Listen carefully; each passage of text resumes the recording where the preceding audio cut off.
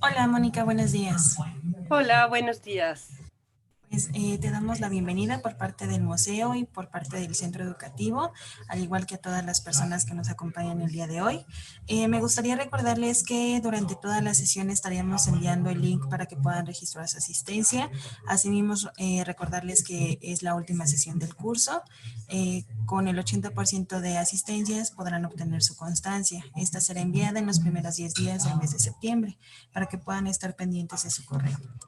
Si tienen alguna otra duda, pueden escribirnos al correo de centro educativo @mit.org.mx. Sin más por el momento, Mónica, te cedo la palabra y muchísimas gracias por acompañarnos. No, muchísimas gracias. Pues estoy muy contenta de estar acá con todas y todos ustedes. Buenos días, espero que estén bien ustedes y su familia, sus familias. Y pues primero quiero agradecer al doctor Ángel Alonso la invitación para participar en este curso, en donde ya estuvieron con 3 sesiones sobre la filosofía para niños y ahora, bueno, cerramos con esta que está centrada en la cultura de paz. Agradecer al doctor Ángel, al CCH Azcapotzalco y por supuesto al Museo Memoria y Tolerancia. Muchísimas gracias, de verdad valoro que estén acá un sábado tan temprano. Pero bueno, pues vamos a empezar. Les voy a compartir, bueno, antes de compartirles pantalla, quiero comentarles, permítanme, déjenme acomodar mi pantalla. Ya. Bueno, quiero platicarles muy brevemente la experiencia que me trae para compartirles lo que vamos a tener acá durante esta hora 50 minutos. Y es que desde hace aproximadamente 15, 18 años más o menos me dedico a trabajar los temas de derechos humanos, de la ética de la no violencia, de la cultura de paz, de la educación para la paz y los derechos humanos. Y si bien mi formación es filosófica, soy filósofa de formación, la vida me ha llevado a trabajar mucho las áreas educativas y he tenido la oportunidad de trabajar mucho en lo que se llama campo, es decir, en las escuelas, en las comunidades, de muy diversidad de adscripción y pues tengo la enorme fortuna de tener mucho trabajo con niñas, con niños, con adolescentes, con formadores, con educadores y pues lo que les traigo acá es un poco de eso, no nos va a dar tiempo, es muchísimo, pero pues espero que algunas de las experiencias que he tenido les puedan servir, sobre todo en esta pandemia. Estuve cuestionándome mucho porque les comento que he estado trabajando más bien en campo y me preguntaba cómo podemos ajustar algunas de las técnicas y algunas de las dinámicas que plantea la educación para la paz y los derechos humanos ahora en este contexto de estar en casa, estar en confinamiento y también a partir de las clases virtuales o de las sesiones virtuales que van a tener muchos docentes. Entonces, traigo algunas técnicas muy específicas.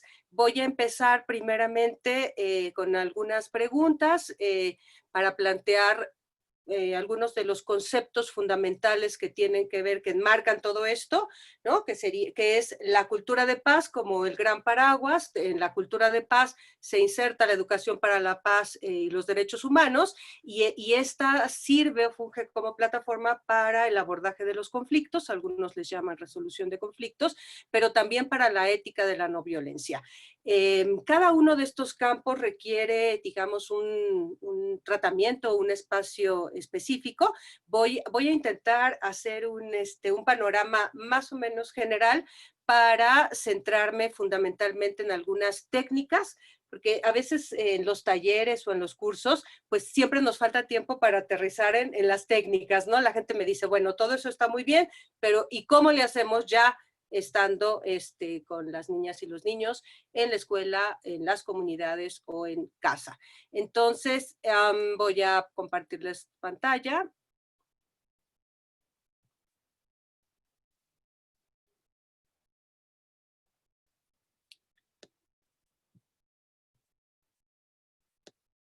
¿Me pueden decir si corre la presentación, si se ve primeramente y si corre bien? Sí, se ve sin problema. ¿Sí? ¿Y ya pasó la lámina? Sí, sin ningún ¿Sí? problema se ve bien. Perfecto, gracias.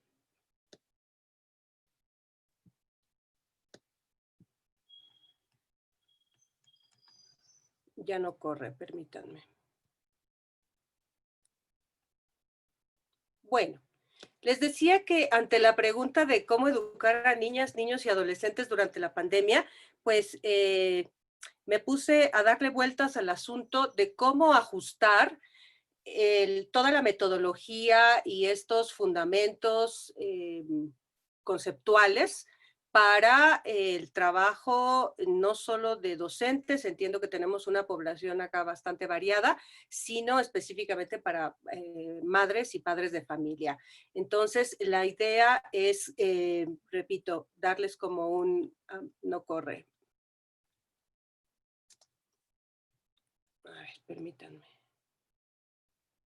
Ya, ok. Y bueno, quiero empezar invitándoles a que se pregunten durante unos segundos.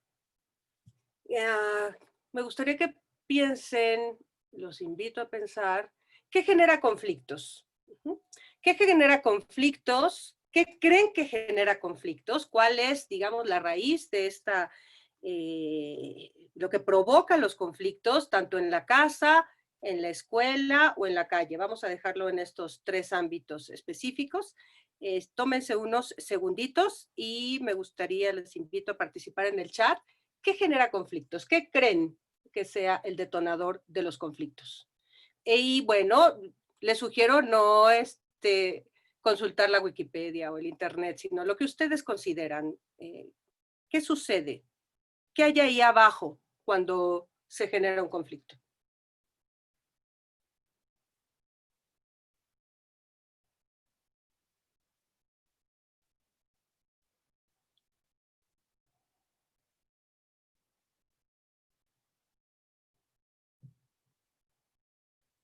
Ok, tenemos por acá malos entendidos, pérdida de paciencia, falta de acuerdos, falta de comunicación, diferencias de pensamiento, discordancia, mala comunicación, intolerancia, desacuerdo, la familia, el carácter, disentir, las emociones, que no hay acuerdos, que hay desacuerdos, la frustración, el enojo, las diferencias, permítanme,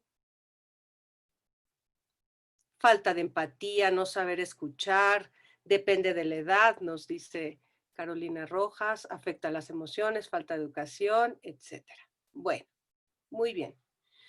Eh, Vamos a ver cómo la cultura de paz es una noción muy, muy amplia y de esa noción les decía yo que está centrado o que, digamos, nos podemos centrar o enfocar en lo que vamos a llamar educación para la paz. Y dentro de la educación para la paz se encuentra el abordaje de conflictos. ¿Por qué es tan importante para la educación para la paz y los derechos humanos y tan importante para la cultura de paz el abordaje de conflictos? Porque dentro de todo este marco, el conflicto se concibe como consustancial a la vida humana. Es decir, las personas, cuando hay dos o más personas, hay conflicto, ¿sí? Entonces, la noción de conflicto en este sentido es una noción positiva, es una posibilidad, en el sentido de posibilidad, en el sentido de ventana de oportunidad, se le llama, para el aprendizaje. Entonces, todo esto que ustedes están comentando son elementos que se presentan durante los conflictos, ¿no? Sigo leyendo, habla de la pobreza, Vicky habla de la pobreza, María Peña del control de las emociones, de la falta de comunicación, falta de límites. Es decir, todo esto que ustedes están comentando son elementos que juegan dentro de los conflictos. Ok, bueno, de manera general, ¿cuál es el común denominador de los conflictos o en los conflictos desde esta perspectiva amplia? Tenemos acá un listado. Que alguien se sienta anulado o anulada va a generar todos los sentimientos que ustedes están comentando, las la discordia, digamos, o el encuentro o el choque de intereses, no mirar al otro, es decir, invisibilizar al otro, pasar por alto las emociones del otro son causas de conflicto, no clarificar las percepciones, estos juegos en donde yo interpreté que tú interpretaste y no clarificamos las percepciones que cada una de las partes tiene, bueno, genera conflictos, ¿no? Las luchas de poder también, ¿no? Luchas de poder, de ego, en donde hay intereses allí, no solo que tengan que ver con el autoconcepto, sino que las luchas específicamente por, digamos, no sé, lugares, posiciones dentro de la comunidad en la que se está conviviendo, ¿no? La falta de comunicación efectiva, los prejuicios y los estereotipos, y también una de las causas para que se den los conflictos es miedo a afrontar, bueno, ahí está mal escrito, más que miedo a afrontar el conflicto, es miedo a afrontar el problema, ¿no? Ahí quítenle conflicto y póngale problema. Más adelante vamos a clarificar. ¿Por qué quería empezar con esto?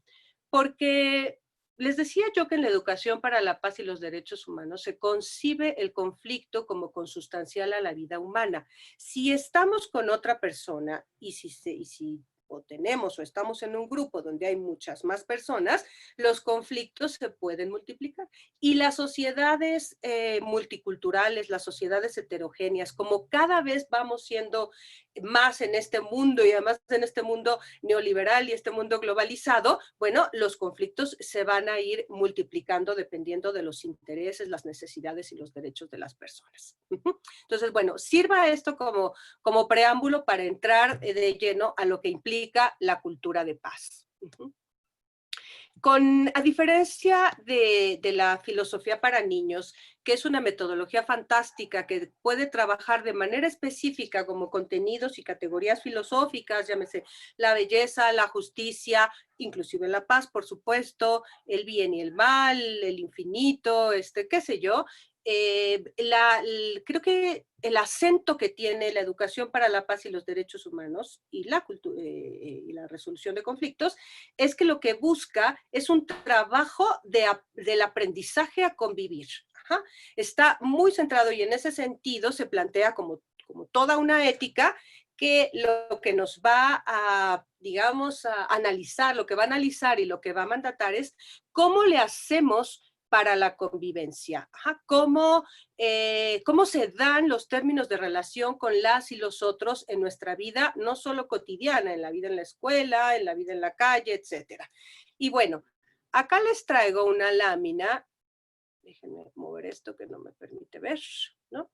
Esta es la definición, que es una definición bastante amplia sobre cultura de paz de la Declaración y Programa de Acción sobre una Cultura de Paz, que es de la resolución, 53.243 de 1999. Y si se fijan, esta noción es amplísima. Me voy a permitir, yo sé que no se debe de hacer esto en los PowerPoints, pero me parece fundamental revisar como todos los elementos y ver en cuáles de manera específica nos vamos a centrar.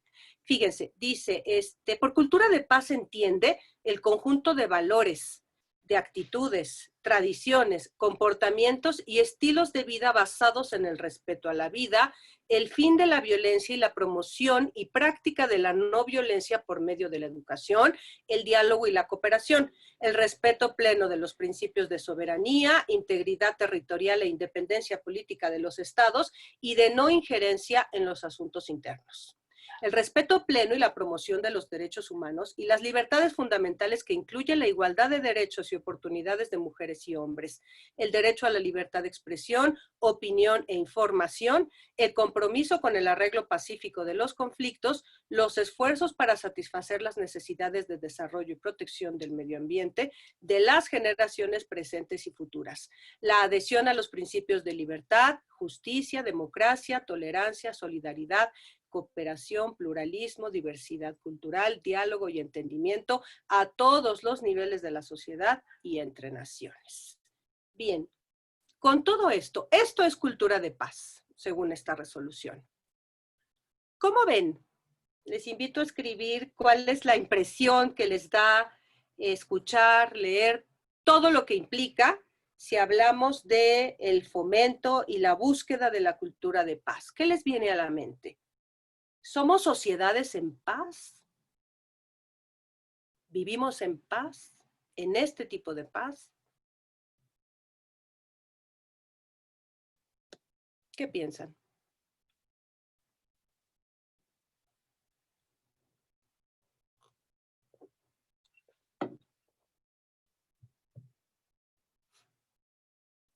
No sé si está abierto el chat. Ok, claro, complicado, son demasiados elementos, nos dice. Bueno, Claudia nos dice que es complicado.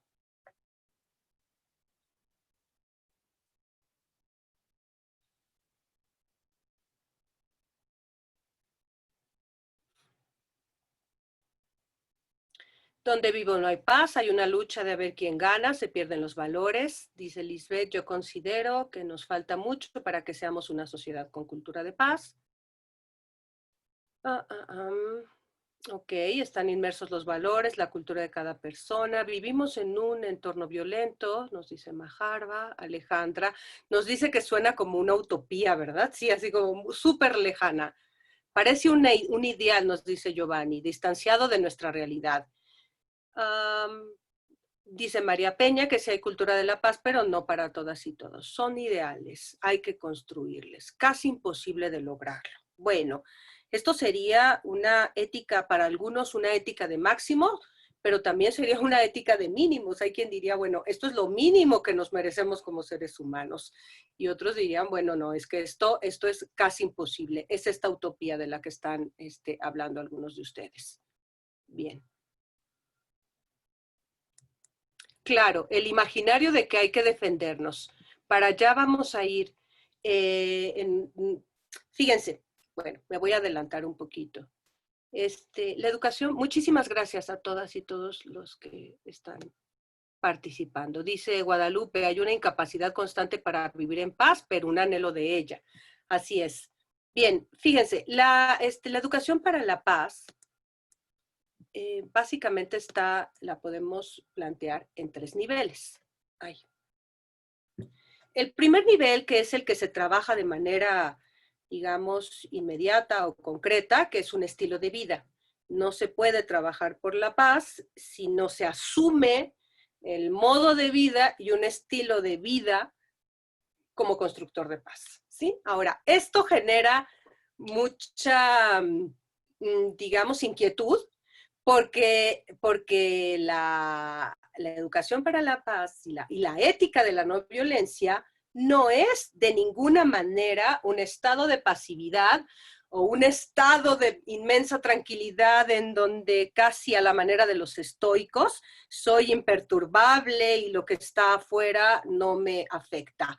No, al contrario, vamos a ver más adelante cómo es un mandato ético-político en donde no solo no provoco un daño en el sentido de la violencia. Vamos a distinguir entre la agresividad y la violencia. Una cosa es la agresividad y otra muy distinta a la violencia. Y aquí en donde estamos trabajando y intentando combatir son los actos de violencia. Aunque hay un problema, lo he dicho, siempre hay un problema semántico allí y también, bueno, pragmático. Entonces, el primer nivel es este estilo de vida en donde se tiene que asumir que uno se asume como educador para la paz o educadora para la paz o como constructor de paz. Y eso significa no necesariamente o no solamente que uno vaya a trabajar a las comunidades y con las personas, sino que en todos los actos, así a la manera aristotélica, es una praxis de vida, es una praxis, una sabiduría práctica, por supuesto, muy difícil, porque todo el entorno nos lleva a actos de violencia de manera permanente, ¿no? Y estamos enfrentándonos a todo esto. Piensen, por favor, la última vez que salieron, si es que están en confinamiento, piensen la última vez que salieron de casa, a comprar algo o a ver a algún familiar, y piensen todas aquellas cosas que les violenta, ¿no? puede ser la publicidad, el ruido, la basura, que hay muchísima gente. Digo, ahora con la pandemia estamos construyéndonos un poco más disciplinados y entonces hay que formarse y hay que seguir las reglas y no acercarnos, pero pensemos todo lo que nos puede violentar en la calle, todo lo que, toda la estructura que está hecha para que nosotros podamos actuar de la misma manera que, digamos, que mandata la ley de la selva o la ley de la jungla, ¿no? En donde sálvese quien pueda y si no, si no rebaso, entonces no puedo pasar, etcétera. Entonces, esto me parece que este nivel es el nivel más complicado porque nos enfrenta a toda nuestra estructura de valores, nos enfrenta a toda nuestra experiencia previa y nos pide deconstruir. Ajá. Si hemos aprendido la violencia, lo que tenemos que hacer es desaprenderla. Pero ojo, no significa de ninguna manera y bajo ninguna circunstancia ser un ente pasivo o una persona que no lucha por la justicia. Bueno, el segundo nivel es el de la herramienta para resolver conflictos. Les decía yo hace unos momentos que el conflicto se concibe como consustancial a la vida humana. Si estoy con otra persona, va a haber conflicto, ¿sí? Pero visto de manera creativa, visto de manera, como repito, una ventana de oportunidad. Hay que quitarle desde esta perspectiva y desde este horizonte, hay que quitarle la idea de que el conflicto es algo negativo y algo que tenemos que rechazar y que evadir y que hacer a un lado. No, la idea del conflicto acá es una posibilidad. Ajá, es una puerta que se abre con mi relación, con nuestra relación con las y los otros. Y el tercer nivel, que es un tercer nivel en donde ya está, digamos, más inscrita la ética de la no violencia, es lo que se llama la acción no violenta y que busca la transformación de los conflictos. Vamos a ver más adelante una lámina en donde les planteo, digamos, como la tipología de las diferentes formas de abordar los conflictos, ¿no? Entonces, esta acción no violenta, es decir, la resistencia pacífica, también está emparentada con la ética de la no violencia y con la desobediencia civil. Ajá, es decir, y si se fijan, redondea lo que dije hace un momento, esta actitud no es una actitud pasiva, es decir, la construcción de paz no es pasividad, no es me quedo callado o callada, es busco la justicia, porque lo que estoy pretendiendo es que en esta sociedad haya paz, pero esa paz tiene que ser presencia de justicia. Entonces, este es un nivel más bien político y que lo que va a buscar y va a incidir es en la transformación de los conflictos sociales, ¿no? Por supuesto, no vamos a entrar en ello. Nosotros estamos más bien en el primer nivel, en el campo educativo y en el caso de la educación de niñas, niños y adolescentes en casa, pues estamos fundamentalmente en el estilo de vida y algunas herramientas, no nos da tiempo pero les voy a dejar, bueno, les voy a compartir algunos materiales que les pueden servir y la herramienta para resolver conflictos. Ok. Miren, esto es una cita de Ospina de lo que significa la educación para la paz y los derechos humanos. Dice, se constituye como una propuesta que contribuye a la lucha por el reconocimiento y respeto de los derechos fundamentales y la emancipación de todos los seres humanos para su real participación democrática en aquellos procesos de transformación social orientados al establecimiento de sociedades más justas e igualitarias. ¿Qué quiere decir esto? Que el estado de las cosas no nos gusta. De hecho, las personas que estamos involucrados en el ámbito educativo, constantemente se escucha bueno, es que no me gusta la educación, no me gusta el estado de las cosas del país o de algún otro país, si es que nos escuchan en otros lugares, y entonces necesitamos cambiar eso. Ajá, necesitamos cambiarlo porque resulta que esta perspectiva lo que nos va a plantear es que no basta con que yo esté bien. Ajá, no basta con que de manera individual estemos en paz, o estemos, digamos, con los satisfactores materiales que necesitamos. Esta es una búsqueda permanente de justicia social. Si los demás no están bien, yo no puedo estar bien. Es una de las premisas que nos plantea el enfoque. Ok, bueno. Y en este sentido, concibe la violencia de manera distinta a como se conciben desde perspectivas psicologicistas, inclusive antropológicas, vaya, o la misma definición de la Organización Mundial de la Salud. Desde esta mirada, la violencia va a ser todo aquello, todas aquellas cosas que suceden, ya sea por omisión o acción, que impide a las personas autorrealizarse como seres humanos y satisfacer las necesidades básicas y los intereses. Ajá. Entonces, la violencia va a ser obstrucción por acción u omisión de todas estas, digamos, condiciones de posibilidad para que se dé el desarrollo de la persona misma, de las comunidades, pero también para que se dé la democracia y la vigencia de los derechos humanos. ¿Sí? Entonces, en este sentido, como es una definición sumamente amplia, cabe lo mismo el zape que el niño le da al otro niño en la escuela que la falta de agua. Digo, a veces una de las críticas fuertes es que el campo de los derechos humanos parece que cabe todo, ¿no? Y entonces todo es derecho humano y hay algunos autores que van a plantear inclusive la idea de la inflación de los derechos humanos, ¿no? Y entonces todo se convierte en derecho humano porque cada sector de la población va a exigir ciertas condiciones de lo que van a entender o de lo que van a vivir como vida digna. Y si bien sí, el concepto de derechos humanos es un concepto sumamente amplio, creo que hay precisiones que tenemos que hacer, no solo conceptuales, sino también para el ejercicio y la vivencia de los mismos.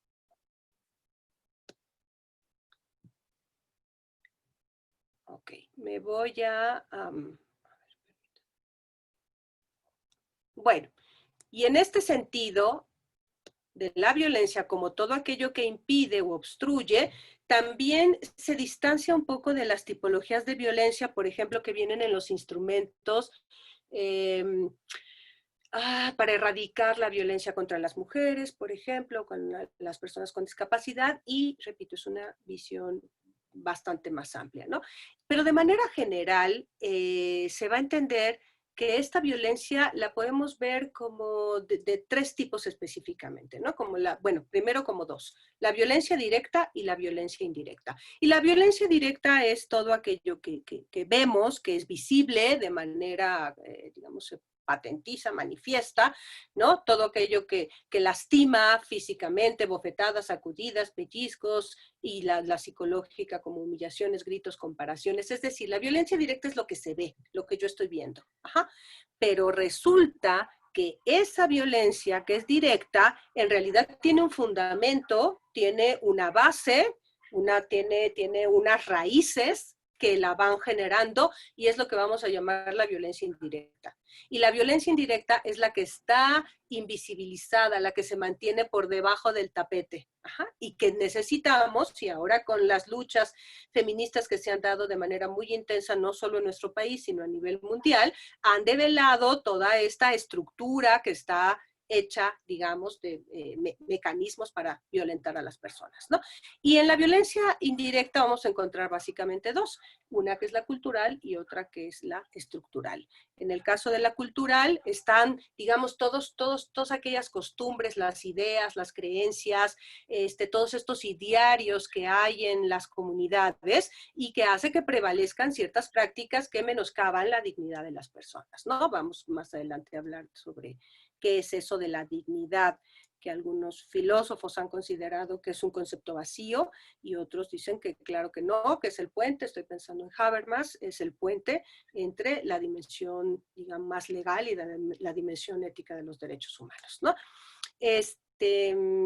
Un ejemplo de violencia cultural en estos idearios, estas ideas que se tienen, pues es, por ejemplo, que las mujeres nos debamos dedicar exclusivamente al trabajo doméstico, ¿no? Mientras que los hombres solamente pueden ser proveedores y que no deben de hacer labores de casa, o también considerar que las hijas y los hijos son propiedad de los padres, ¿no?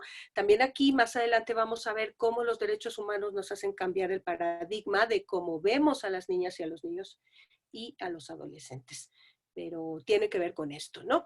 Como antes se consideraba, y todavía en muchos espacios del país y seguramente del mundo, se sigue pensando que las hijas y los hijos son un producto, son un objeto de propiedad, ¿no? Y este enfoque, por supuesto, está en contra de ello, nada que ver. Se trata de personas con capacidades, con autonomía progresiva, pero personas a cabalidad, ¿no? Y la violencia estructural, bueno, pues, como dice acá en la lámina, viene de las acciones u omisiones de las instituciones. Y por instituciones estamos entendiendo todas, desde la familia, la iglesia, la familia, la iglesia, obviamente el gobierno, todas las instituciones que estructuran nuestras relaciones de vida, ¿no? Fíjense, esta violencia estructural es la que está en la base, por ejemplo, de los fenómenos como el hambre, como la pobreza, como el desempleo, la falta de servicios médicos, que ahora con la pandemia se ha exacerbado y hemos visto cómo los países, sobre todo de corte más neoliberal, con un capitalismo industrializado exacerbado, han dejado en la indefensión o estaba en la indefensión, y nuestro país no exento de ello por todos estos años de abandono de los servicios sanitarios, ¿no? De los servicios médicos, ha develado todo este abandono de un derecho que además es un derecho llave. Y es un derecho llave porque es un derecho que permite el ejercicio de muchos otros derechos. La educación también se considera un derecho llave, los principales derechos.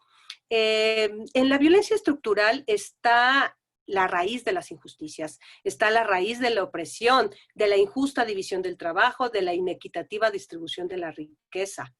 Y esta violencia es digamos, esta red fuerte, esta estructura, como bien lo dice su propia denominación, cómo va a estar en la base de todas estas otras violencias que vamos a ver como las directas. Hasta aquí, ¿alguna duda? No sé si estoy hablando muy rápido o vamos bien.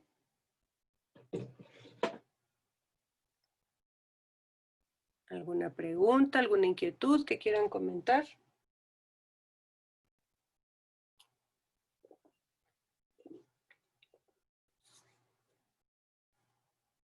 ¿No? Bueno, continúo. Tenemos a Verónica con una pregunta. Sí, adelante, Verónica. Ok, muy buenos días, Moni. No sé si me escuchan. Sí, muy bien.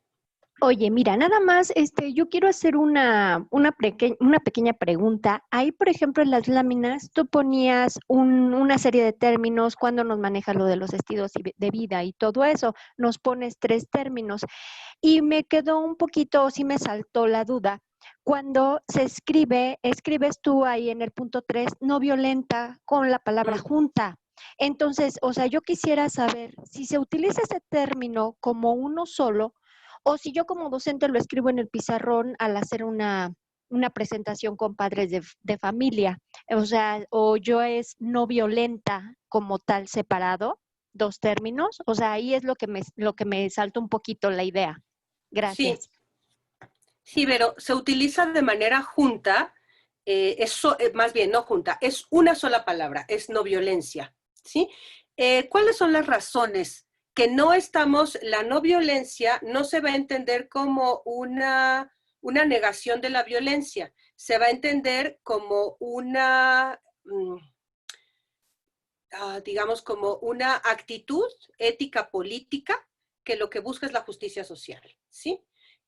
Por eso se escribe de manera junta y no separada. Yo sé que aquí hay un problema complicado porque nos cuesta trabajo, si vemos la palabra violenta, pensamos en violencia, pero viene la palabra, me parece que hay una lámina más adelante también en donde lo clarificaré, se traduce de la palabra ahimsa y que significa eso. No solo no soy violenta o violento, no solo no genero actos que dañen a las y los demás, sino que trabajo en pro de la justicia. ¿Sí? Es decir, y eso significa no violencia.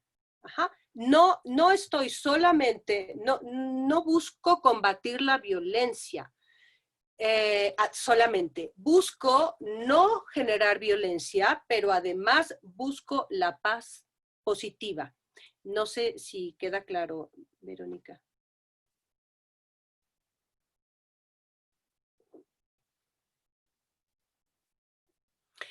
No es una traducción muy afortunada, estoy consciente de ello, pero no se ha encontrado, y bueno, creo que no les hablé de las raíces de la educación para la paz y un poco de historia, pero sirva esta pregunta para contextualizar. La educación para la paz surge desde los planteamientos de la escuela nueva de finales del siglo XIX. Ya a principios del siglo XX, estamos hablando de los 1920 sobre todo, y ya de manera más específica en el periodo llamado de las entreguerras, se genera la escuela nueva como un rechazo a la escuela tradicional y en donde se va a concebir al educando como un agente más que paciente. Y en este contexto surge todo el planteamiento súper interesante de María Montessori, pero también están otros, está Bobet, está De Crowley, está Pestalozzi, Freinet también, que van a generar desde muchos distintos ángulos, no son homogéneos los planteamientos, pero van a generar lo que se ha llamado el utopismo pedagógico. Y el utopismo pedagógico pone el acento, que además estuvo escuchando en este país hace algunos años, en donde la educación nos iba a salvar de todo, ¿no? El utopismo pedagógico es la escuela nos va a resolver todo. ¿Qué es lo que necesitamos? Educación. ¿Qué hay que hacer en contra de la violencia? Educación. En contra de la pobreza, educación. En contra de las injusticias, educación. Y entonces, bueno, a eso se le llama utopismo pedagógico. Poner en el centro la educación y considerar que ella nos va a resolver pues todos nuestros problemas, ¿no? Ahora sabemos, y mi postura, porque hay gente que sigue creyendo esto, mi postura es que es un conjunto, es un montón de cosas, son un montón de factores y variables. La escuela tiene su papel y tiene su función social y tiene su función formativa, educativa, y es fundamental. Es absolutamente importante la escuela en los países, pero no es el lugar en donde se van a solucionar todos los problemas. Sin embargo, sí lo creían en todos estos pensadores, e inclusive Montessori. Montessori creía que nosotros ya estábamos como contaminados, que ya no había mucho que hacer con el mundo adulto, que en donde teníamos que centrar las fuerzas y digamos, todo el interés y todo el trabajo era en la educación con niñas y niños. Ajá. Y uno de los elementos que pone así muy, muy enfáticamente, y es Montessori, yo creo que Montessori es la pensadora, la pedagoga más importante de todo este planteamiento. Y donde pone el acento es en la competición. Y lo que dice es, las escuelas deben, por todos los medios, eliminar, erradicar todas los ejercicios y las estructuras que hacen que los niños y las niñas y adolescentes compitan, ¿sí? Les estoy hablando de 1936, 1938, 40, que es cuando desarrolla todos sus planteamientos, ¿no? En varias cumbres y varios encuentros. Y bueno, estamos en 2020 y desgraciadamente todavía estamos buscando, todavía estamos tratando de encontrar nuevamente ese camino, porque si Montessori viviera ahora, seguramente nos diría que las estructuras son todavía más competitivas, ¿no? Y con la inequitativa distribución de la riqueza, bueno, la competición se exacerba. Y en esta búsqueda por los medios y los sustentos, o por la reivindicación de cada una de las personas, pues la competición, la lucha, la violencia se hace más cruenta, ¿no? Más cruenta, más cruel, más, pues pues más intensa y cada vez más y más y más, ¿no? Y claro, esto si quieren, digo, no es el momento, pero podríamos analizar todos los mecanismos mundiales que nos hacen cada vez tener menos recursos y menos recursos cuando el mundo es extraordinariamente rico. Entonces, bueno, es eso. Entonces, la no violencia lo que busca es eso, no hacer daño, no generar actos violentos, entendida la violencia como la hipertrofia de la, aparte de lo que ya les dije, de la hipertrofia de la cultura, y es también la agresividad hipertrofiada. O sea, la agresividad es aquello que me va a permitir defenderme y la violencia lo que va a hacer es querer destruir al otro o a la otra, ¿no? Y tenemos en esta sociedad pues muchísimas formas muy intensas y muy fuertes de violencia. Bien, estábamos por acá. Bueno, y en ese sentido, esta propuesta es una política del reconocimiento, ¿no? En un curso que acabo de concluir ayer, escuchaba a un compañero hablar de un a priori ontológico, en el sentido de cómo previo inclusive a la relación con las y los otros, yo reconozco la valía del otro, de las y los otros, como un igual a mí. La dignidad la vamos a entender en todo este enfoque como el núcleo duro, es decir, lo que está en el centro de los derechos humanos. ¿Qué es lo que va? Podemos nosotros hablar de un montón de derechos, y hay instrumentos, hay cientos de instrumentos internacionales y de instrumentos nacionales de derechos humanos, pero la dignidad está ahí sustentando como el valor intrínseco de todas las personas de manera incondicionada, vivamos donde vivamos, independientemente del color de piel, de la adscripción étnica, de la ideología, del credo, de la edad, del género, de la condición social. Vaya, es el núcleo duro incondicionado.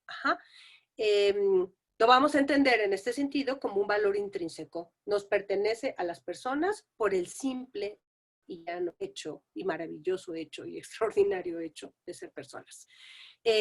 Frente a valores extrínsecos. Los valores extrínsecos los vamos a... estos sociales, académicos, económicos, que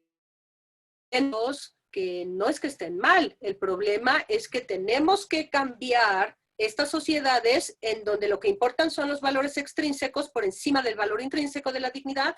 Yo diría es que necesitamos voltear la balanza. Bueno, ¿voltear la balanza? O equilibrarla. No equilibrar la balanza. No es una buena metáfora. Lo que necesitamos es tener mucha claridad que lo principal es la dignidad de las personas independientemente de sus valores extrínsecos. Si tiene además valores extrínsecos que sean valorados, valga la expresión, en ciertos ámbitos de la vida, pues está muy bien, ¿no? Si alguien hace la tarea, a diferencia de quien no la hace, bueno, pues obviamente tiene una valoración distinta el que hace la tarea o el que sacó una buena nota en el examen, ¿no?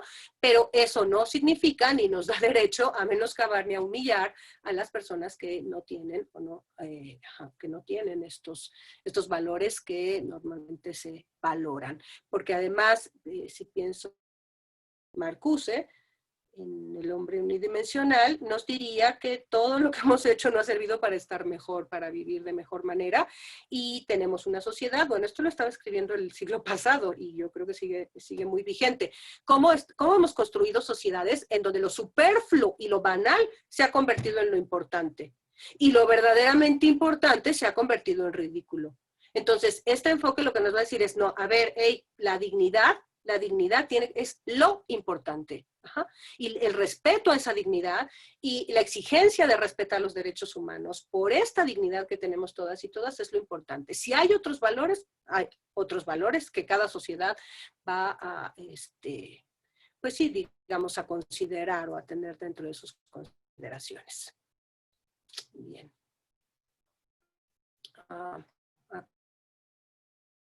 La idea de la no violencia para responder la pregunta de Verónica y para todas y todos los demás, ¿no?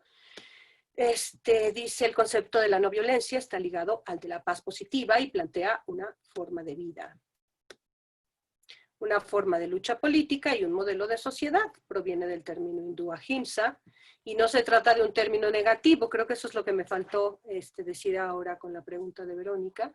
No es un término negativo, es un término que digamos más en positivo, implica un proceso transformador que busca hacer valer la justicia. ¿Por qué hablamos de paz positiva? Porque, déjenme, aquí, miren, la paz se ha entendido de muchas maneras a lo largo de la historia y bueno, hay tratados de paz. Montessori decía que tenemos que trabajar en la educación para la paz porque no nos han enseñado. Nos han enseñado más bien a pelear. Nos han enseñado el arte de la guerra, nos han enseñado el arte de la competición. Hay manuales para competir, cómo ganar en los debates a otro, cómo ganar, pues supongo que en las luchas cuerpo a cuerpo debe de haber como técnicas, nunca las he practicado, pero, perdón, supongo que debe de haber muchos manuales al respecto de eso. Y Montessori decía, bueno, lo que pasa es que nos han enseñado, no, la convivencia no es algo que se nos dé por el hecho de ser personas en una comunidad, no es algo dado, es algo que tenemos que construir, es algo en lo que tenemos que invertir tiempo, invertir esfuerzo, y entonces, en vez de enseñarnos a hacer la guerra, tenemos que enseñar a los niños, adolescentes y yo diría también a los adultos, a construir la paz, ¿no? Esta deconstrucción que les decía de la cultura de la violencia. Entonces, la paz se ha entendido de muchas maneras. Hay muchos filósofos que han hablado sobre la paz. Kant es uno de ellos, se me viene a la mente.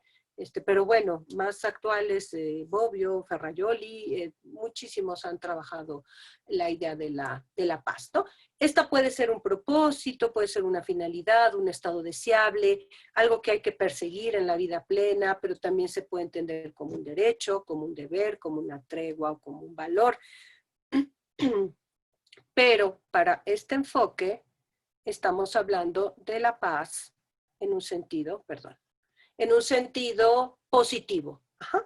Es paz positiva, no es paz negativa. ¿Y cómo se entiende la paz negativa? Se entiende solamente como ausencia de guerra.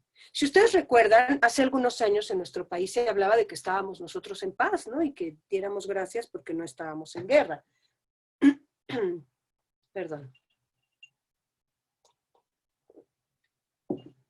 Entonces, no estábamos en guerra, teníamos que agradecer que estábamos en paz, pero en realidad no estábamos en paz. Si nos regresamos a la cultura de paz de la Resolución de Naciones Unidas, nos damos cuenta que hay mucha injusticia, mucha pobreza, inequitativa distribución de los recursos naturales, despojo, etcétera, etcétera. ¿Sí? Entonces, la paz se va a entender como negativa y como positiva. La educación para la paz se va a centrar en la paz positiva.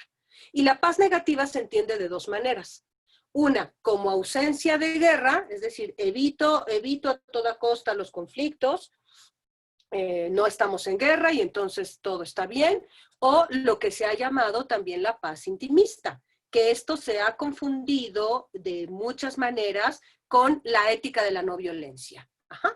La ética de la no violencia no es una paz intimista. Ajá. Desde mi lectura, no se trata de una paz en donde yo estoy bien, así como les decía yo hace un rato a la manera de los estoicos, de la imperturbabilidad, bueno, y sobre todo de los estoicos, los primeros estoicos, de la imperturbabilidad del alma, en donde el mundo puede estar en guerra y afuera, ¿qué creen? Yo estoy bien, ¿no? Yo estoy bien, yo estoy tranquila, no me perturba nada. Oye, pero mira, allá afuera se están matando. Oye, mira, está lleno de basura. Oye, la gente no tiene que comer.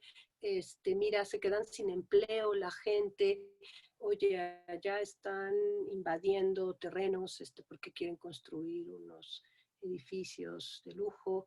Y yo, si estoy en este estado de la paz intimista, puedo responder, yo estoy bien, hermano, hermana, yo estoy bromeando, yo estoy bien, mi alma está tranquila, no pasa nada, que cada quien resuelva su vida. Ajá. Esta es una paz intimista. Digo, la estoy vulgarizando bastante, pero para hacer el contraste. La educación para la paz y los derechos humanos lo que busca es la paz positiva. Y ya lo he dicho, lo repito, aquella que se identifica con la presencia de justicia. Es un proceso activo de construcción de esta justicia, pero esta justicia solamente va a, digamos, a hacerse presente a través de aflorar, afrontar y resolver los conflictos de una manera no violenta, para lograr una armonía del ser humano consigo mismo, con las y los demás y con el entorno. Una cultura de paz se construye con el aprendizaje a vivir en paz. Déjenme tomar un poco de agua.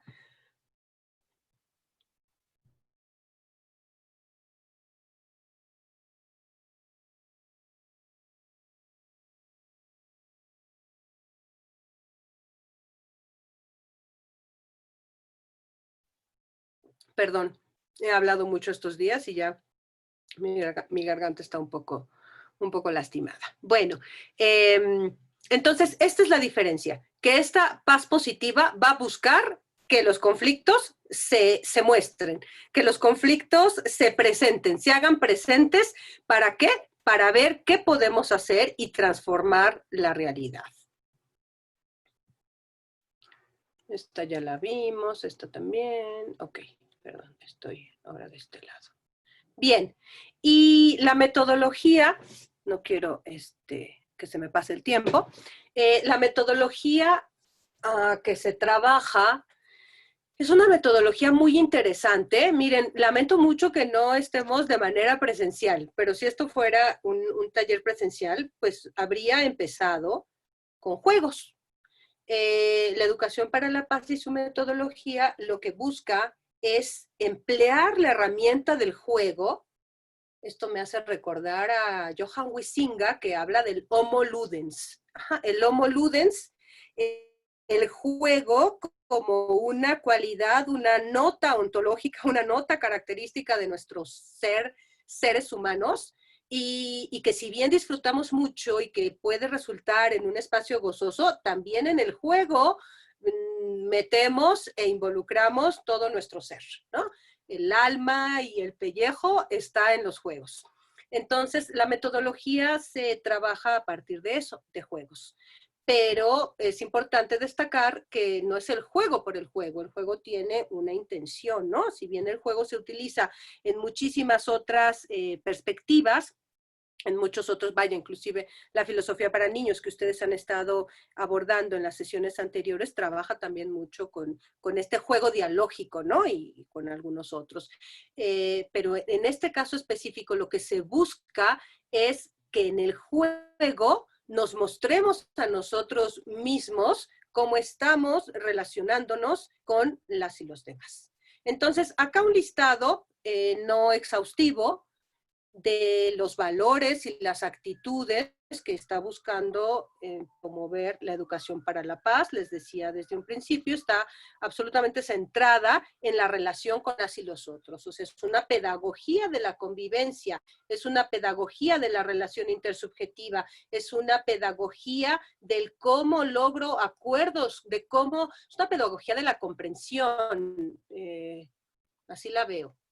Y bueno, entre los valores y las actitudes, pues está la justicia, la libertad, la cooperación, que es algo sumamente importante y que se fomenta desde niñas y niños. Yo en muchos de los talleres, sobre todo con docentes, les digo, bueno, es que los niños ven que los maestros no cooperan y que algunos no se hablan, no están compitiendo, y cómo les queremos hacer que cooperen cuando no estamos mostrando esa cooperación, ¿no?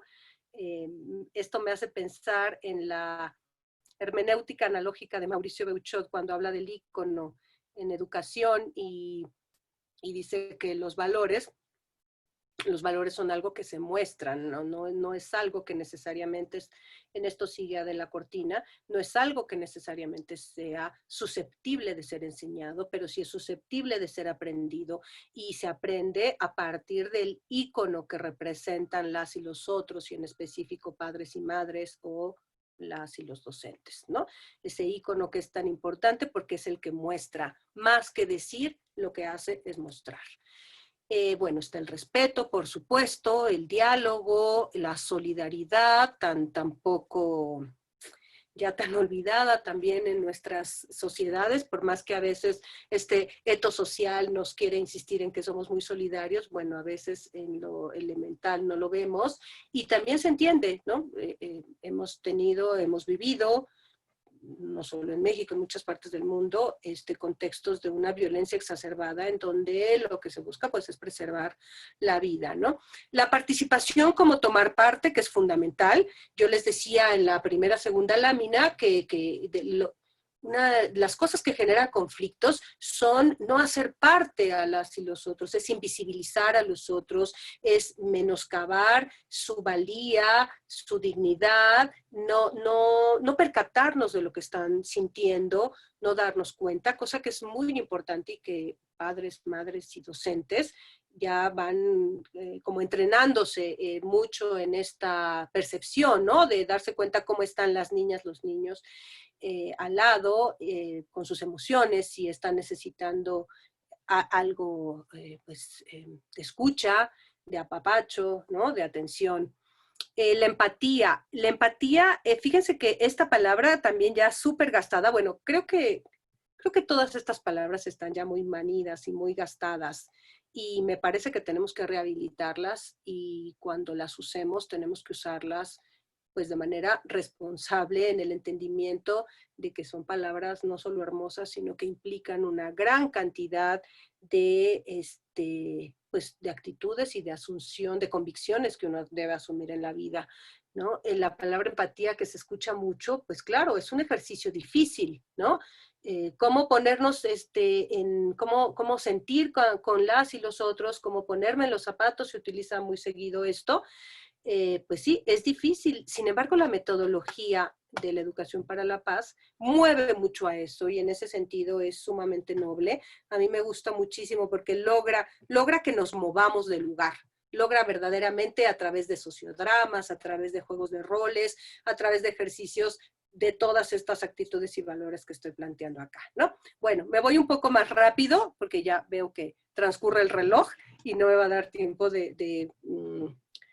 a compartirles algunas técnicas.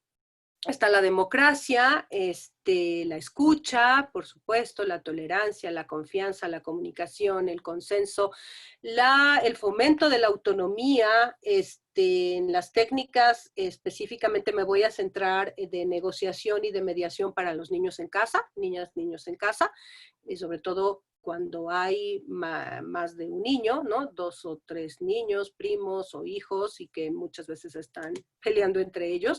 Bueno, hay maneras muy lúdicas y efectivas de enseñarles a generar procesos de negociación y de mediación, si es que la negociación no resultó. Y eso va a promover la autonomía. Me parece que se ha hablado mucho al respecto de cómo se ha elongado la etapa infantil y la etapa adolescente, ¿no? Supongo que han escuchado esta palabra de adultocente, como si la adolescencia se prolongara demasiado. Y me parece que tiene que ver con esta falta que hemos tenido en la educación de generar personas que se autogobiernen, que se autolegislen, que tengan capacidad de generar sus propias convicciones pasadas por la razón y que se autogobiernen, ¿no? Pues se autorregulen. Entonces la autonomía me parece que es un concepto en este sentido sumamente toral. El aprecio, ¿no? El aprecio no solo a nosotros mismos, sino a las y los demás y al medio ambiente, la negociación. Vamos a ver más adelante cómo se entiende acá la negociación, ¿no? Porque es una palabra también bastante ya cargada de significado como en el terreno mercantil. La corresponsabilidad del reconocimiento, entre muchos otros. Bien. Ok, hasta aquí, ¿alguna duda, comentario, pregunta?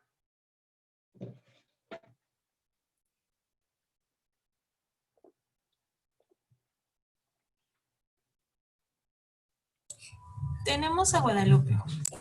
Gracias. Adelante, Guadalupe. Buenos días. Buenos días, Guadalupe. Mira, bueno, antes que nada, muchas gracias. Muy interesante, muy claro y seguramente que nos vamos a quedar con ganas de seguir ahondando en muchas cosas. Una pregunta, tú hablaste de que había derechos llave, entendí bien, y que jalaban, eran llave porque abrían como la puerta a muchos otros derechos humanos. ¿Hasta ahí entendí bien? Sí, Ok, así es, Guadalupe. Hay ok. derechos.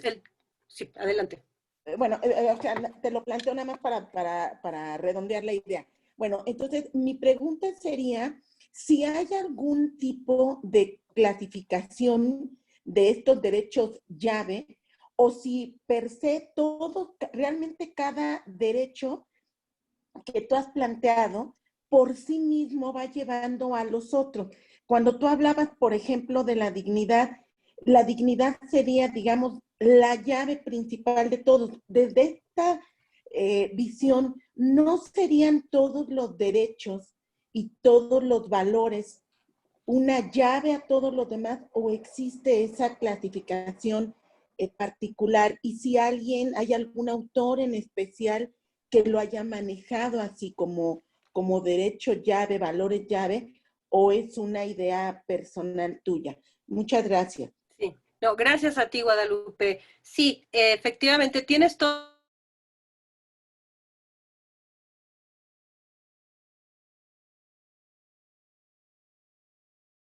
la razón. Hay una característica del conjunto de la progresividad y esta característica de manera aislada. Ajá, como ustedes saben, bueno, tenemos dos grandes bloques de derechos que son los derechos civiles y políticos y los derechos económicos, sociales, culturales y ya, digamos, las organizaciones de avanzada hablan también de los derechos ambientales, ¿no? Entonces tenemos por un lado estos derechos civiles y políticos que están más centrados en el individuo, en la persona y los derechos de corte social en donde podemos nombrar la vivienda, la educación, la alimentación. Y si bien esta interdependencia lo que nos va a decir es que cada uno de estos derechos no se puede dar sin los otros. ¿Qué es lo que dices, Guadalupe? Cada uno de estos derechos, o sea, el derecho a la vivienda, por ejemplo, me da la posibilidad de tener, no es lo mismo vivir con casa que sin casa. Entonces, si yo tengo una casa dentro de lo que mi comunidad y lo que mi conocimiento y necesidad en mi comunidad se dice que es digna, ¿no? Vida digna, una vivienda digna, entonces eso me va a posibilitar muchos otros, ¿no? Pensando inclusive más allá de estados de tranquilidad, de sentirme segura o seguro, etcétera, etcétera, ¿sí? Entonces, si bien esta interdependencia es fundamental, y si bien no podemos jerarquizar como tal los valores, sí hay en el sentido de la progresividad y de cómo las naciones y las obligaciones que tienen los estados para con todos los instrumentos que van firmando, sí hay lo que vamos a conocer como hay unos derechos fundamentales que los estados no pueden violentar de absoluta ninguna manera, ¿sí? Entonces, por ejemplo, el derecho a la vida. El derecho a la vida, voy a pensar el derecho a la vida o el derecho a la educación. Ajá. Si el Estado me priva de la vida o si alguien me priva de la vida, pues obviamente se cerró por completo y en absoluto toda posibilidad de nada, ¿sí? O sea, no hay más nada allá. Sin vida no hay más nada. Entonces, sí, y no podemos, repito, no estoy pretendiendo ni mucho menos jerarquizarlos, pero sí hay ciertos derechos que se consideran en el proceso de la cultura de paz, en donde tenemos que ir aumentando cada vez más derechos, sí hay unos que se privilegian por encima de otros. Ajá. Entonces, si me dicen, por ejemplo, ¿qué será más importante? El derecho a la vida, el derecho a no ser desaparecido, parecida, o el derecho al voto, o el derecho a la cultura, sumamente y extraordinariamente importante el derecho al voto, o el derecho a la cultura, el derecho a la propiedad privada, ¿sí? Pero frente a una sociedad en donde todavía hay genocidios e inhumanos, esta progresividad lo que me va a decir es que tengo que trabajar, y lo que se les pide a los estados es, tienen que invertir el máximo de recursos posibles que estén a su alcance. No pueden decir, no, ¿qué crees? Sistema internacional o sistema interamericano, no puedo cumplir esos derechos. No, estos sistemas lo que hacen es decir, tienes que invertir todos los recursos que estén en tus posibilidades para que vayas avanzando, siendo progresivo en esos derechos, ¿sí? Entonces, en ese sentido, y solo en ese contexto, Guadalupe, podemos hablar de los derechos llave, ¿sí? Nos queda claro que el ideal es la interdependencia, y también ver todo el corpus de los derechos humanos como un conjunto a donde todos tenemos que vivir y ejercer de manera plena. Ajá. Pero en lo que eso sucede, tenemos aquí unos derechos llave, como el derecho a la vida, el derecho a la educación, el derecho a la alimentación, por ejemplo, ¿no? Sin alimentación no podríamos participar en la cultura o en la vida política. No sé si contesté, si respondí, Guadalupe, la inquietud.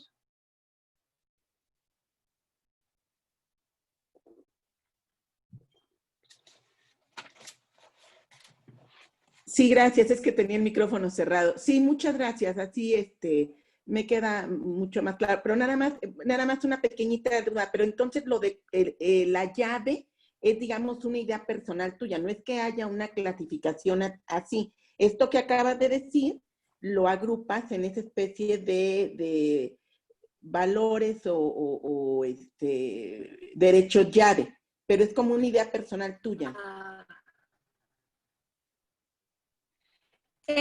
No, sí existe el concepto como tal. Ajá, sí se manejó el concepto. De hecho, en la noción de los mismos. Antes se hablaba, todavía hace algunos años, de generaciones de derechos, ¿sí? Los derechos de la primera generación, de la segunda, la tercera, la cuarta, y afortunadamente a partir de la emergencia de estas nociones de la integralidad, la interdependencia y la progresividad de los derechos, se superaron las generaciones de derechos humanos, y ahora se habla porque lo que se entendía era eso, ¿no?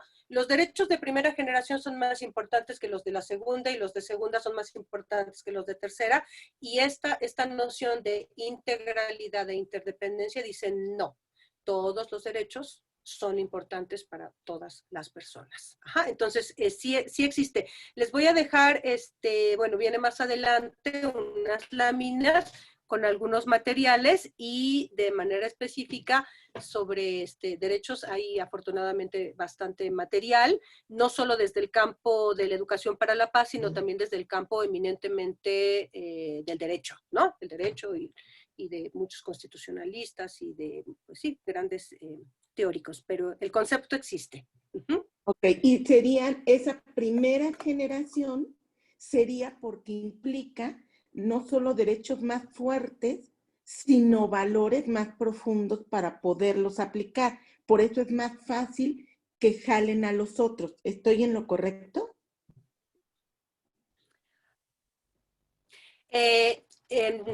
Los derechos de la primera generación son los derechos que se consideran más individuales, ajá, los derechos de la persona. Y los derechos de la segunda generación, sí, los derechos económicos, sociales, culturales y ambientales son los derechos sociales. Entonces, no se pueden considerar los primeros más importantes que los segundos, porque la alimentación, la vivienda y la educación son parte de los DESC, ajá, de los derechos económicos. Entonces, por eso se superó ya el discurso de las generaciones. Ya aunque todavía lo he escuchado últimamente en algunas personas que lo siguen manejando, yo les diría que ya es una concepción que está superada, precisamente por eso, porque, por ejemplo, el derecho a tener un nombre, que es parte de los derechos individuales y civiles y políticos, la pregunta sería, ¿está por encima del derecho a la alimentación o del derecho al vestido, del derecho a la vivienda? La respuesta sería no como tal, ¿no? No podemos decirlo así. Por eso, repito, se habla de integralidad e interdependencia. Bien. Bueno, en este sentido, es importante plantear que niñas y adolescentes han pasado también, así como los derechos han pasado por esta línea, digamos, histórica, también niñas y niñez y de la adolescencia, pues ha sido una historia bastante llena de violencia y se les consideraba fundamentalmente como objetos de protección, es decir, yo, adulto, el mundo y adolescentes, y afortunadamente con la firma, la emergencia de la declaración, primero la Declaración de los Derechos del Niño y después la Convención de los Derechos del Niño, que ya es vinculante, se pasó, bueno, hay un intermedio allí en donde se pasó de objeto de protección a sujeto de protección. Yo sé que esto es difícil para las madres y padres de familia, los madres. Decir, Mónica, que mi hijo es un sujeto de derechos, ¿no? Mi hijo es el objeto de mi amor y de mi cuidado. Pero creo que ha sido muy afortunado este cambio de paradigma, porque cuando yo considero a las niñas y a los niños como objetos de protección, entonces toda mi intersubjetividad, toda mi estructura valorativa, mi estructura moral va centrada a cómo le educo. Y entonces le educo con ese instrumento. Yo paso de considerarle un objeto de protección a un sujeto de derechos, lo que tengo que hacer, y estoy pensando, Estado, docentes, jueces, e inclusive madres y padres de familia, lo que tengo que hacer es garantizarle sus derechos, ¿sí? Y entonces allí, de alguna manera, vamos diluyendo algunos elementos morales que pueden ser perniciosos para niñas y niños, ¿no?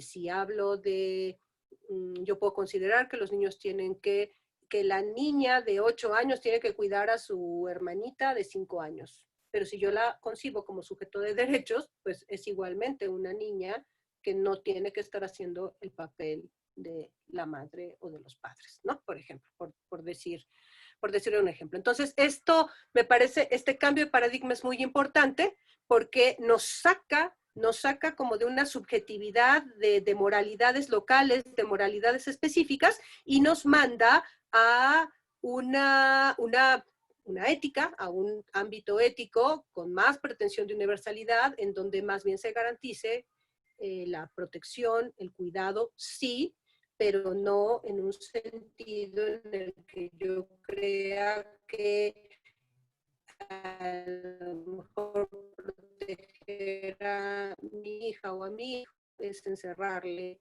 que no salga y que no vea a los demás, etcétera, etcétera. Y desgraciadamente no exagero. Bueno, y miren, como ya veo que está avanzando el reloj, voy a ir con las técnicas, les comparto algunas técnicas y después nos regresamos a la concepción de autonomía progresiva si nos da tiempo.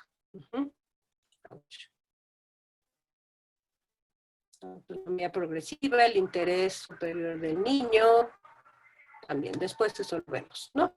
Vamos a ver, entonces, regresando a la parte de los conflictos, ya para aterrizar en las técnicas específicas, ¿no? Educar para la paz supone enseñar y aprender a resolver conflictos. Hay otra lámina más adelante, modos de abordaje del conflicto, pero ya como les había dicho, bueno, está presente, ¿no? Y es la manifestación de la diversidad de intereses y cosmovisiones. Es un choque de necesidades O también son necesidades no satisfechas que están, y es lo que vamos a llamar el problema. Ajá. Para la educación, para la paz y los derechos humanos, el conflicto es consustancial a la vida, esto ya lo dije, es un hecho natural de las relaciones y es posibilidad. Ajá. Pero ojo, esto es muy importante, es una fuerza de transformación de la realidad, por lo que se debe de afrontar de manera creativa y constructiva, es decir, no violenta. Y aquí sí vamos a hacer una distinción muy importante. Lo que se quiere aflorar es el conflicto, no la violencia. Ajá. El problema es que cuando no abordamos el conflicto, lo que suele suceder es que estalla la violencia. Esto es lo que se ha llamado la prevención, bueno, muchos otros también. Ajá. Es decir, cómo proveo de herramientas a las personas, a los grupos con los que estoy trabajando, de elementos que les haga identificar en dónde puede haber un conflicto y que lo afloren y se aborde de manera creativa antes de que ese conflicto llegue a los golpes, los insultos y muchas otras cosas más. Bueno, aquí está. Muy rapidísimamente, no es lo mismo hablar de solución que prevención del conflicto, que conciliación, que manejo del conflicto, que administración del conflicto, que transformación, bueno, ya transformación lo había dicho, ¿no? Estos distintos ámbitos se han explotado también en diversos campos, ¿no? Se habla mucho, por ejemplo, de administración y gestión del conflicto, más bien tiene que ver con las empresas, ¿no? Las actividades gerenciales, la transformación del conflicto, ¿no? Esto es un ámbito que lo que busca son transformaciones profundas, políticas reales de los pueblos, de las naciones. La conciliación del conflicto, que lo que busca es poner fin al comportamiento violento por medio de la prevención, que dice vamos a cerrarle el paso para que se genere acciones violentas. Esto está obtenido de Trabajando con el Conflicto, es un libro que les voy a recomendar y que, si bien hay mucha bibliografía, tengo mis textos consentidos. Bien. Bueno, ¿qué es lo que vamos a buscar? A ver, ya centrados en la escuela y centrados en la casa. Y como estilo de vida y como herramienta para resolver conflictos, también con nuestras propias relaciones, ¿no? El hecho de trabajar abordaje de conflictos no significa de ninguna manera que uno no tenga conflictos, ¿no? Porque ya les dije, esto es algo consustancial. La cosa es cómo le hacemos para que este abordaje sea de una manera creativa, violentas, y dos formas que se consideran si no violentas, sí, no violentas. No sé si me expliqué o lo dije correctamente.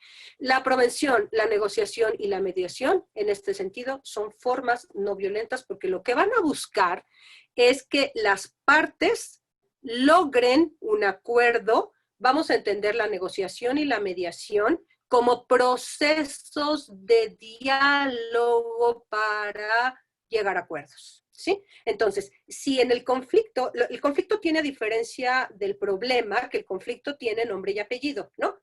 Salvo la transformación de conflictos, que ese es un enfoque social. Pero bueno, en el abordaje del conflicto, si tenemos dos partes o más, cada una tiene nombre y apellido, es decir, nos estamos refiriendo a personas. Y estas personas tienen un problema en el centro. Esa es la diferencia entre conflicto y problema.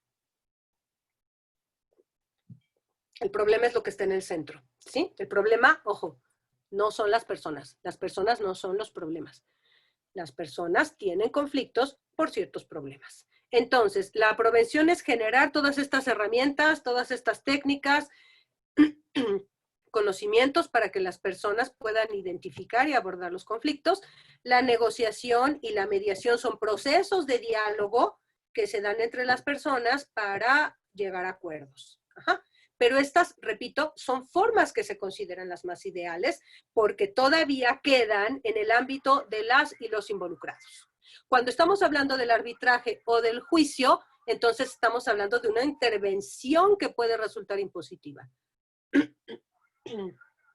Muchas veces en la escuela, o la mamá, cuando se pelean los niños, les dice, en lugar de dar herramientas de mediación o herramientas de diálogo, les dice, son hermanitos, ustedes se quieren, se deben de querer, dejen de pelearse. Un rato juegue uno con el cochecito o con la muñeca y otro rato otro, o jueguen los dos juntos, pero son hermanitos y se deben de querer. Dense besos y abrazos y se acabó el conflicto. Y la pregunta es, ¿se acabó el conflicto? Pues claro que no, ¿verdad? No se acabó el conflicto porque en cuanto se da la vuelta la mamá o se da la vuelta la maestra o el maestro, ¿no? Que también les dice, a ver, son compañeros, se deben de querer, miren, después cuando sean grandes van a recordar estos días de la escuela, etcétera, etcétera. Y entonces lo que se está haciendo ahí es un arbitraje, donde yo decido qué se hace. Yo adulto, perdón,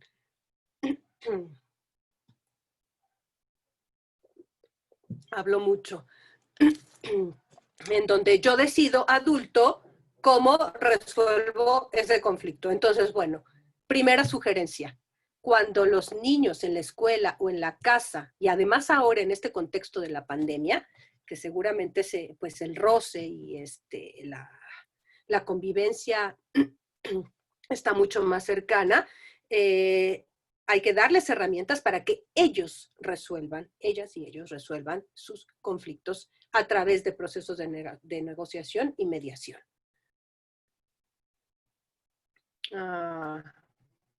Ok. Esto me lo voy a pasar. Miren, me voy a ir directamente con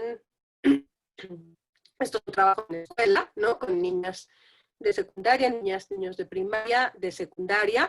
Estos ejercicios a mí me gustan mucho porque son, a ver, tenemos una participación. Adelante.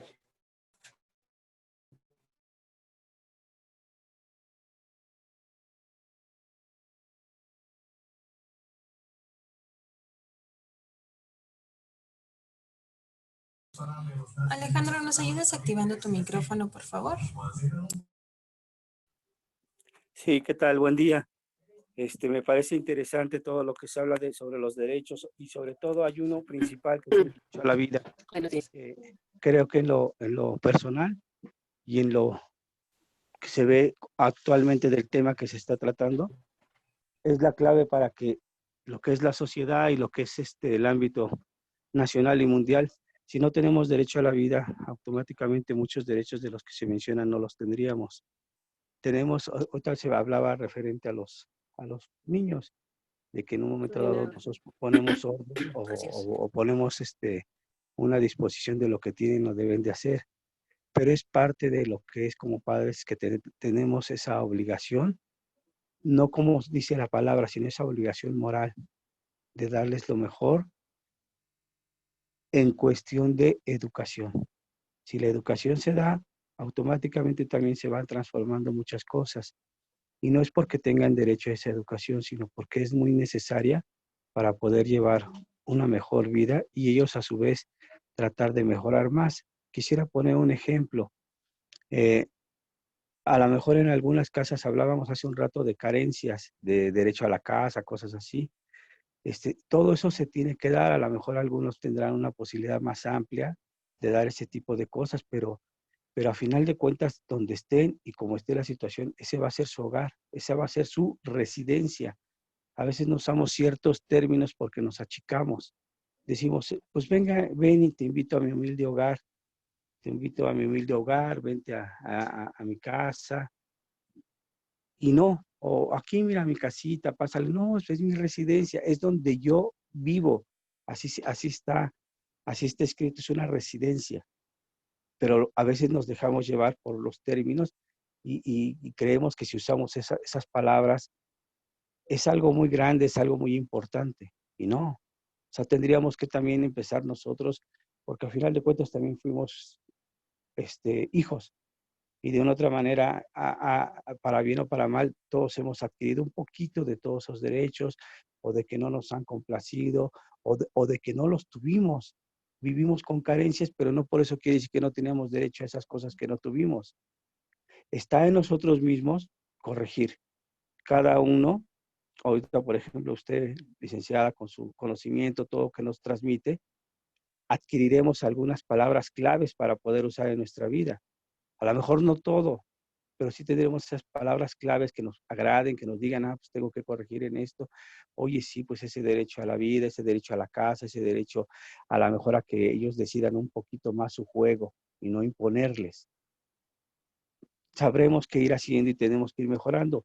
La vida es el día a día y tenemos que ir adquiriendo esos derechos. Y concluyo, para poder saber cuáles son nuestros derechos, tendríamos que saber exactamente cuáles son nuestras obligaciones, así que los vayamos nosotros como padres enseñando a nuestros hijos.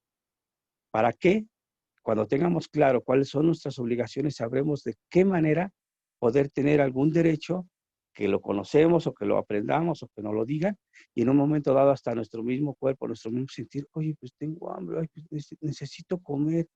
Es un derecho que me está pidiendo mi cuerpo automáticamente sin que alguien me lo diga, pero sabremos que después de esa comida, a lo mejor es levantar la mesa, a lo mejor ya más grande es trabajar para poder tener ese alimento.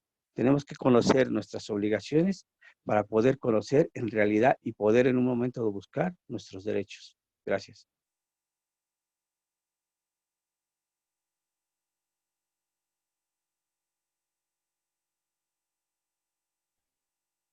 Gracias, Alejandro. Pues de acuerdo contigo en casi todo lo que has dicho. La educación es un proceso que se ha dado a lo largo de la historia de generaciones y que pues busca eso, ¿no? Transmitir una serie de valores y de ideales en las comunidades. Entonces, y el derecho a la vida y el derecho a la educación son fundamentales. El tema de las obligaciones y los derechos se ha hablado ya mucho al respecto. Hay materiales muy interesantes sobre derechos y si podemos hablar de obligaciones de niñas y niños. La cuestión aquí nada más es que la palabra obligación tiene una connotación legal y implica un nivel punitivo. Entonces, este enfoque más habla de compromisos porque lo que se quiere es apelar y trabajar la autonomía y hacer lo correcto por el convencimiento de hacer lo correcto antes que el castigo. Ajá. También hay pues, trabajos interesantes al respecto de los castigos, no han servido mucho para educar, ¿no? Hay otras herramientas, pero indudablemente, de hecho también hay una carta por allí que escribieron algunos intelectuales de este país sobre las obligaciones de los ciudadanos, ¿no?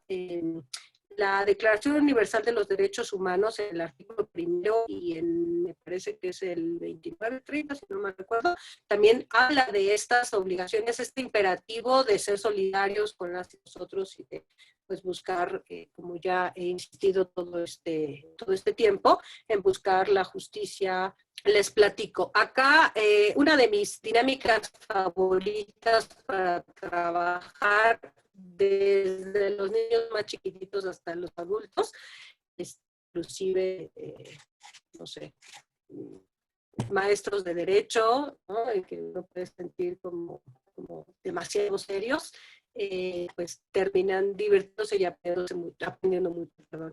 Este ejercicio que se llama siluetas. Con siluetas uno se puede hacer en equipo, se puede hacer uno solo, ¿no? En el caso de estar en casa, y con las siluetas uno puede abordar prácticamente cualquier cosa. El juego en la educación para la paz es un texto.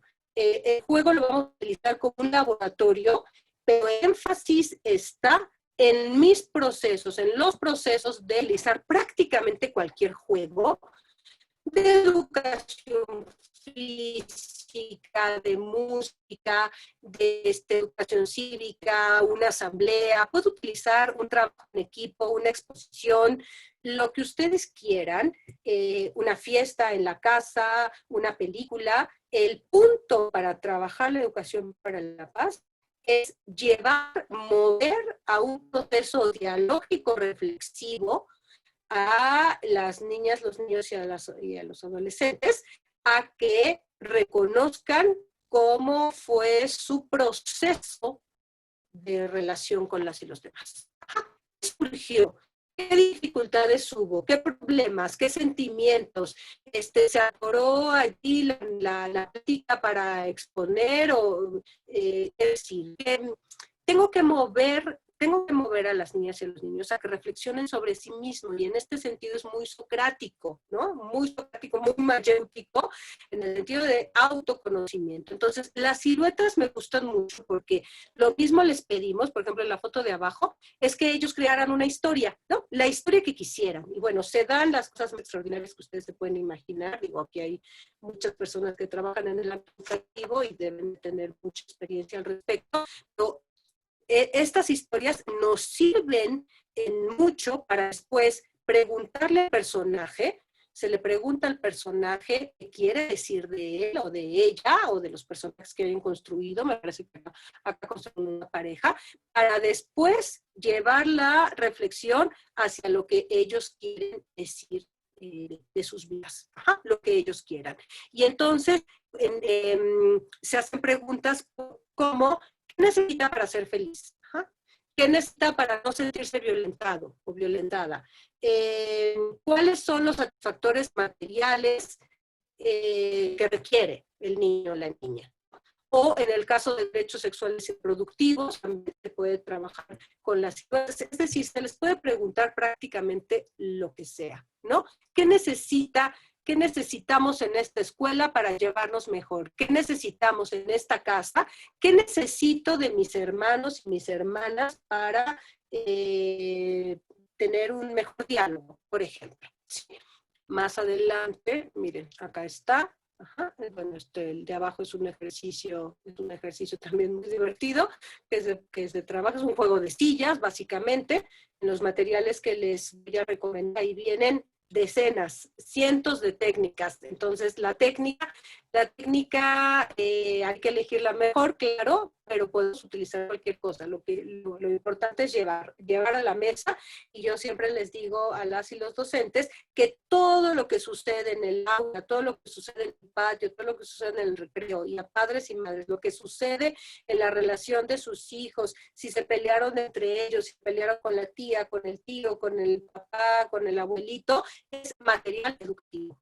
Y es material educativo que tengo que poner en el centro y preguntar, más allá del regaño, más allá del castigo, porque más allá de eso, traerlo como un material, un insumo para el aprendizaje.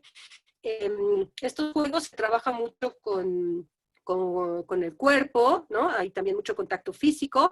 Desgraciadamente ahora está bastante limitado, desgraciadamente, y no sin razón, pero bueno, es otro tema. Estos juegos, hay distintos niveles de juegos. Hay juegos que lo que buscan es distender el ambiente, hay juegos que lo que buscan es que las personas se conozcan, hay juegos que lo que buscan es que se genere el aprecio hacia las y los demás. Por ejemplo, hay un ejercicio que se llama la silla del aprecio. Entonces se sienta la persona en el medio, en una silla, y todos los demás le dicen una palabra, exaltan alguna cualidad de esa persona, ¿no? Es muy interesante, es muy bonito. Todos estos juegos van regulados. Generalmente esta metodología es que empieza con un juego. Después se trabaja toda la plenaria a partir de toda la práctica, y después se llegan a conclusiones conceptuales, ¿no? Al revés de lo que hice aquí, porque bueno, esto es un medio electrónico, en los grupos o con niñas y niños se trabaja así. Primero juego. Lo que hago es jugar para detonar, busco detonar emociones y sentimientos, para que estas emociones, percepciones, después se revisen y se pasen por, digamos, diría Kant, el examen de la razón, ¿no? Yo diría una razón, una ciencia o la consideración. Se les puede preguntar qué cosas violentan, qué cosas suceden que nos violentan en esta casa, qué cosas suceden que nos violentan en esta escuela. En alguna de las láminas que participaba, o no sé si se los dije yo verbalmente, no es ingenua esta metodología. Hay que asumir lo que va a decir. Hay que asumir que puede resultar, a la hora de hablar, que puede resultar incómodo, pero es mejor trabajar esa incomodidad a llevarnos una mala situación al punto de la violencia, ¿no?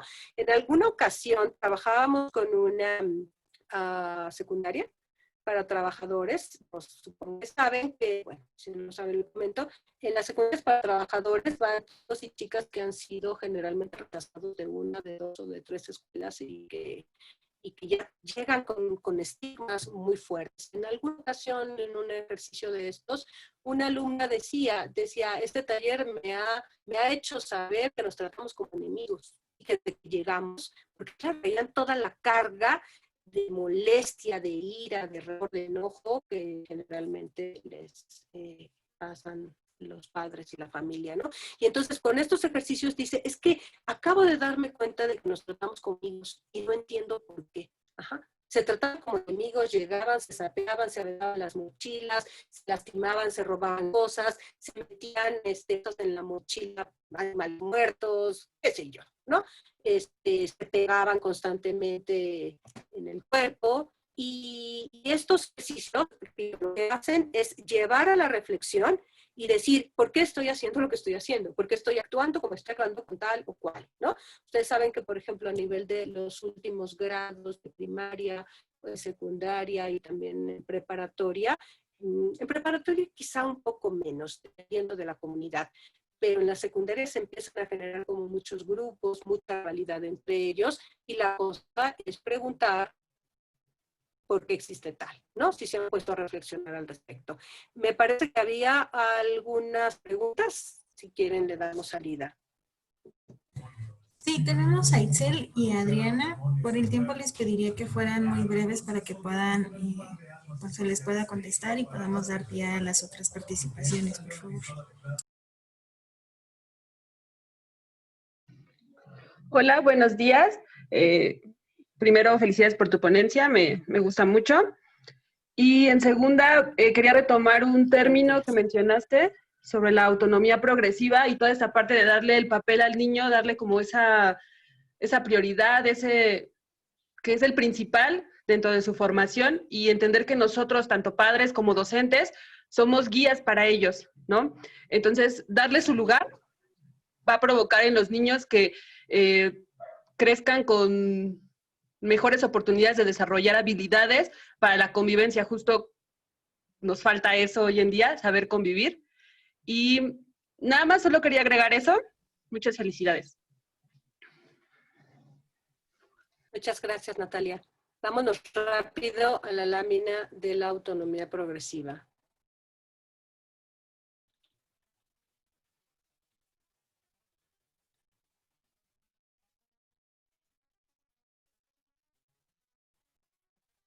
Acá está. ¿Qué es la autonomía progresiva? Bueno, se ha concebido a la niñez como un proceso de adulto pequeño, de persona incapacitada en el desarrollo de muchas facultades y potencialidades. Esta idea de la autonomía progresiva lo que nos dice es que tenemos que concebirlos como sujetos de derecho, como personas completas, y en esa completud hay una autonomía progresiva en donde van ganando cada vez más autonomía. Ajá. Es reconocer las necesidades propias y específicas, es que ellos vayan como identificándose como sujetos de derecho y dándose cuenta de sus capacidades y sus potencialidades. Dice esta idea de la autonomía. Y es extraordinariamente hermoso ver a los niños pequeños resolver sus propios problemas, ¿no? Desgraciadamente nuestro sistema educativo, lo entiendo también, o sea, no es una crítica fácil, entiendo por qué cuando hay algún problema entre niños, lo primero que hacen es llamar a los padres, ¿no? Pero el mensaje que les estamos enviando a los niños es que no son capaces de arreglar sus propios problemas y que el problema que ellos generaron lo tienen que arreglar los padres, ¿sí? Eso, por ejemplo, va en detrimento de su autonomía. Esto implica el aumento, como dice el cuarto punto, el aumento gradual de la capacidad de niñas. Hay que enviarles el mensaje muy claro de que pueden tomar decisiones y de que saben tomar decisiones si les damos las herramientas correctas. Ajá. Yo recuerdo, tengo una sobrina y cuando era pequeñita, yo le decía, salimos a pasear y yo le dije, bueno, elige qué quieres, esto o aquello, ¿no? Y de repente estaba muy ansiosa, vivimos en mundos muy ansiosos, ¿no? Yo creo que también los adultos, y ahora con la pandemia, pues tenemos que, tranquilos, aprender a estar. Y ella me decía en un momento, estaba pensando y le dije, valora los pros, valora los contras, qué te va a durar más, qué te va a hacer más feliz, etcétera, etcétera, y con varias preguntas, ¿no? Y llegó un momento en que me dice, ¿sabes que no sé tomar decisiones? Le dije, claro que sí. Bueno, era una chiquita, ¿no? Me encantó que me dijera eso para yo poder alentarla y decirle, claro que sabes tomar decisiones, la cosa es nada más elaborar las preguntas correctas que necesitas. Entonces, la autonomía progresiva es considerar a niñas y niños como personas completas, no como adultos chiquitos, no para darles la responsabilidad que no les corresponde a su edad, pero sí reconocerles que tienen estas capacidades dependiendo de sus años, ¿no? Es decir, a cualquier edad pueden tomar decisiones. Esas decisiones van a irse transformando dependiendo de los contextos de vida y de la experiencia, pero no entremos en la trampa de preguntarles si quieren los zapatos o la pelota, ¿no? Porque eso no es tomar decisiones, eso me parece que es ponerles una trampa. Ajá. Muchas veces bueno, la gente hace eso, me parece que no, las decisiones tienen que ser razonables, fundamentadas y llevarlos a ese campo, ¿no? Dice, bueno, las excepciones deben estar taxativamente regladas y es un proceso destinado a que el niño sea su propio portavoz. Hay un texto de Mónica González Contró que habla bastante sobre la autonomía progresiva, lo encuentran en la web y me parece que se llama Fundamentación de los Derechos de la Infancia, de niñas y niños. Bueno, les platicaba de las siluetas, que con estas siluetas se puede trabajar muchísimo, educación emocional, educación de los sentimientos, las relaciones. Pienso en las clases de filosofía con adolescentes. Cada vez hacen un trabajo en equipo, que es muy importante, o que hacen alguna exposición, independientemente de los contenidos que se trabajen y que se logren los aprendizajes que se están planteando, siempre dedico un tiempo a preguntar, ¿quién cumplió? ¿Quién no cumplió? ¿Por qué? Y en ese proceso ellos van valorando y se van autoconociendo cómo van reaccionando con ciertos estímulos, con ciertas acciones y van dándose cuenta cómo son frente al trabajo, por ejemplo, en equipo, ¿no? Si les gusta, si no les gusta, pero lo pasan por un examen de conciencia y de razón. Bueno, hablábamos de las siluetas, ya queda... ya, prácticamente ya no tengo tiempo. Miren, acá estamos trabajando con adolescentes, todos ellos varones, procesos de negociación, que como les decía, son procesos de comunicación para alcanzar acuerdos. Ajá. En estos procesos de comunicación y de negociación, se van sacando también, generalmente ponemos, si se fijan en la parte de atrás están muchos otros chicos, y lo que están haciendo es están escuchando toda la negociación. Lo mismo podemos hacer con nuestros hijos en casa. Ajá, si tenemos 2 niños, 3 niños, los primitos, y se están peleando, lo que podemos hacer a través de ciertas preguntas detonadoras es hacer que ellos escuchen, que sepan lo que sintió uno, que sepan lo que sintió el otro, y poner a un tercer observador u observadora que vaya identificando qué sucedió. Digo, esto por supuesto es un ejercicio, hay que hacerlo continuamente. Sirve mucho cuando los niños en casa, por ejemplo, se están peleando, preguntarles. Y cuando dicen, mamá, tío, tía, fulano me pegó, me quitó esto. Lo primero que yo les pregunto es ¿quién llegó? ¿Cómo llegaron a esto? No, pues es que fue él, no, pues es que fue ella, me pegó primero, es que me insultó primero. ¿Cómo llegaron? ¿O alguien más? ¿Hubo intervención exterior para que llegaran a esta situación? No, pues nada más estábamos fulano y sutana. Ah, bueno, entonces, ¿cómo ven? Ustedes llegaron, ¿cómo ven si hacemos algo para que en ese mismo proceso de comunicación, si ustedes meten esto, ¿ustedes creen que puedan salir? No, pues que sí, ok, ¿cómo pueden salir de esto?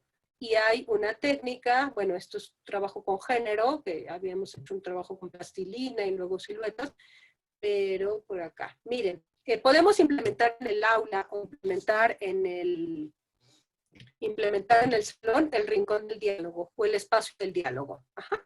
En el caso de una maestra de educación básica tenía una oreja y una boca en una parte del salón, pero lo podemos hacer también en la casa. Y entonces se sienta uno que va a hablar y uno que va a escuchar y luego se intercambian. Ajá. Y van poniendo sus propias reglas. La negociación se entiende como este proceso donde las partes van a resolver sus conflictos y cuando ya no son capaces de resolver sus conflictos, entonces pedimos la intervención de un mediador o mediadora. Ya se me acabó el tiempo, me gustaría mejor dar paso a que hay algunos textos, la alternativa del juego, este manual para construir paz en el aula que publicamos en la Comisión de Derechos Humanos, de Cultura de Paz, una utopía posible, me encanta. Trabajando con el conflicto, tiene muchísimas herramientas y bueno, doy paso a un par de intervenciones que ya tenemos poquito tiempo. Adelante.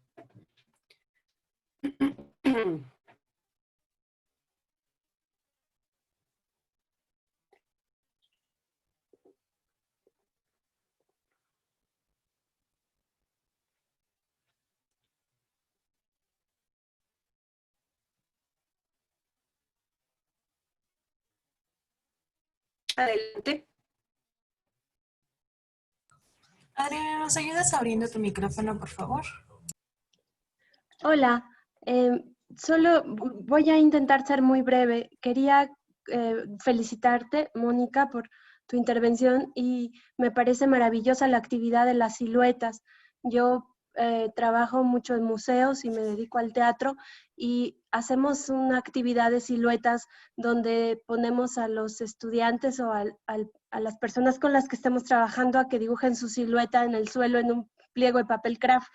Y entonces hablamos del vacío del cuerpo como espacio artístico, pero lo encaminamos hacia la construcción de quién soy a partir de la imagen, ¿no? Del vacío y de la posibilidad de construirme a partir de las imágenes que a mí me representan y me hacen sentido.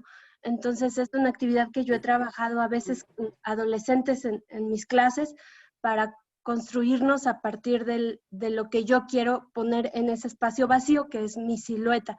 Y bueno, esto, gracias.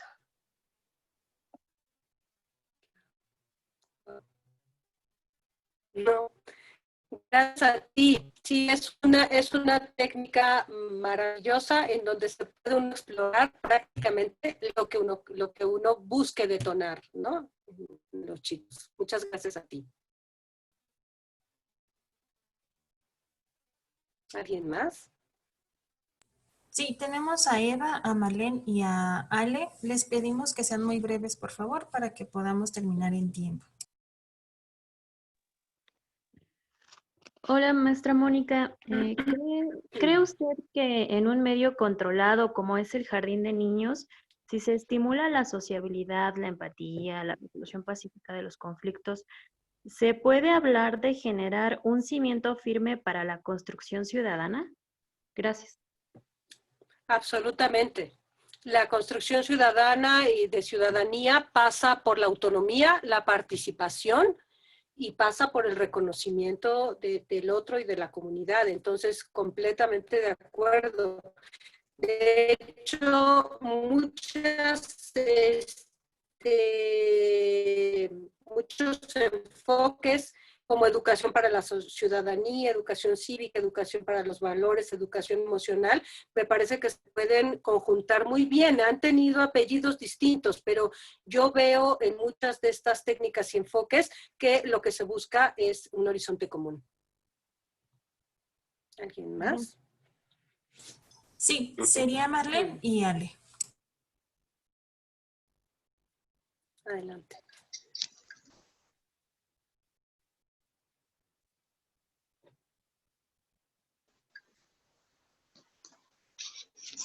Sí, disculpe la tardanza. Maestra, en relación a la forma de negociación, ¿qué papel juega el manejo emocional previo a estas estrategias que usted nos expuso, que llevan a la reflexión y al reconocimiento del conflicto? Esto. Es fundamental, Marlene. De hecho, miren, en el documento, en el manual que lo encuentran en la web, ya está, es un manual viejo del 2000, bueno, no tan viejo, pero ya tiene, ¿qué? 9 años, 8 años. Vienen algunas técnicas, van a encontrar técnicas de negociación y de mediación, conocer el sentimiento, reconocer las emociones de los demás. Si nosotros pasamos por alto eso, el proceso de negociación o de mediación nos sale peor. Entonces les diría, tengan mucho cuidado con eso. El respeto al sentimiento del otro en este enfoque es fundamental. Gracias, Marlene.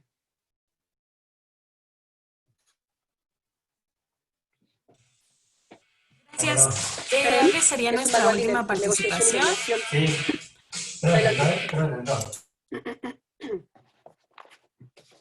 Adelante. Hola, ¿qué tal? Buenos días. Muchas gracias, Mónica, por este espacio y por compartirnos tu experiencia.